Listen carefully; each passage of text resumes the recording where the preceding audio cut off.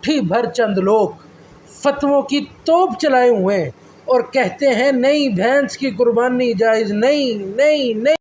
इसी तरह बाद लोगों के यहाँ रिवाज है भैंस की कुर्बानी करने का, भैंसे की कुर्बानी करते हैं तो भैंस की कुर्बानी जायज़, भैंसे की कुर्बानी जायज़ नहीं है। बिस्मिल्लाहिर्रहमानिर्रहीम। काफ़ी देर के बाद एक बार फिर आपकी खिदमत में हाजिर हूँ और किस लिए ये वक्फ़ा इतना पड़ा, इंशाअल्लाह इसका बहुत ही कोई नेक वजह है, नेक ही प्रोजेक्ट एक शुरू है। इंशाअल्लाह जल्द आपको उससे मुत्तले करूँगा। जो हमारे पेज से वाबस्ता है उनको कुछ ना कुछ तो अंदाज़ा हो गया होगा, लेकिन फिर भी इंशाअल्लाह जल्द आपको अपनी खुशी में इस नेक काम में आपको भी शामिल करूँगा। आज जिस लिए मैं हाज़िर हुआ हूँ वो है भैंस की कुर्बानी। पूरी उम्मत का इस बात पर इत्तिफ़ाक़ है कि भैंस की कुर्बानी जायज़ है। देवबंदी हज़रात, अपने आप को देवबंदी कहने वाले, वो भी कहते हैं, जितने भी अहले इस्लाम अपने आप को कहलवाते हैं सारों का यही मानना है कि भैंस की कुर्बानी जायज़ है।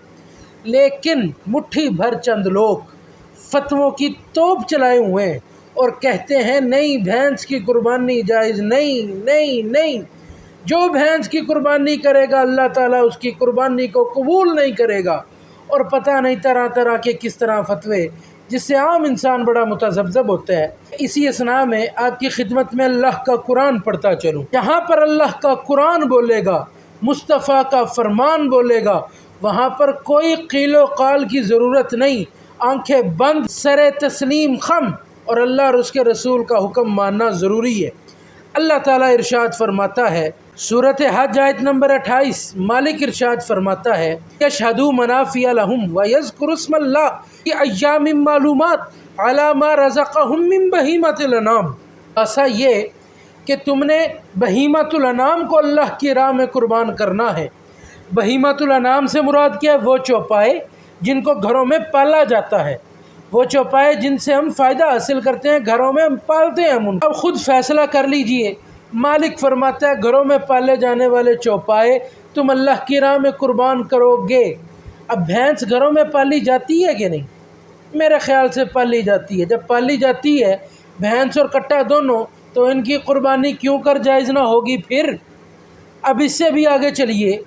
ये तो हो गई अल्लाह के कुरान का फ़ैसला।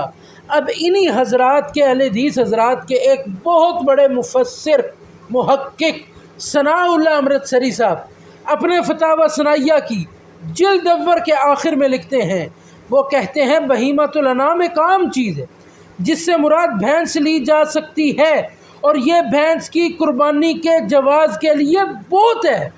यही दलील अगर हो तो भैंस की कुर्बानी जायज़ इससे करार पाती है। और जनाब जब अल्लाह का कुरान फरमा रहा है, तुम्हारे मुफस्सिर कहते हैं, तो फिर क्या हर्ज है पीछे? अब इससे भी आगे चलिए। अल्लाह ताला दूसरी जगह पर इरशाद फरमाता है, व मिनल इबिल इस्नैन व मिनल बकर इस्नैन, ऊँट में दो ऊँटनी और ऊँट, और बकर में दो, तुम्हारे लिए हलाल कर दिए गए, कुर्बानी तुम इनकी करोगे। बकर से मुराद है, लफ्ज़ी माना है इसका गाय, लेकिन सिर्फ लफ्ज़ी माना मुराद नहीं है बल्कि पूरी नस्ल।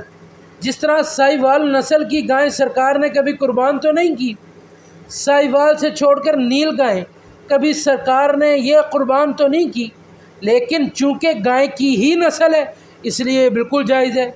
अब यहाँ पर सुनिए, क्या भैंस गाय की नस्ल में से नहीं? एक अहले हदीस हज़रात के ही आलिम है बहुत बड़े, अबू अब्दुल्ला इनायतुल्लाह मदनी, किताब छपी है इंडिया से। बड़ी बात है, जादू वो होता है जो सर चढ़ के बोले।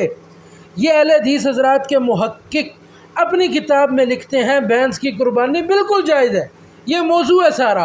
और लिखते हैं सबसे पहले, हिम्मत मर्दा शेर यज़दा कुव्वत परवरदिगार, ला फ़ता इल्ला अली वला सैफ़ा इल्ला ज़ुल्फ़िकार, के मौला अली फतवा दिया करते थे कि भैंस की कुर्बानी बिल्कुल जायज़ है।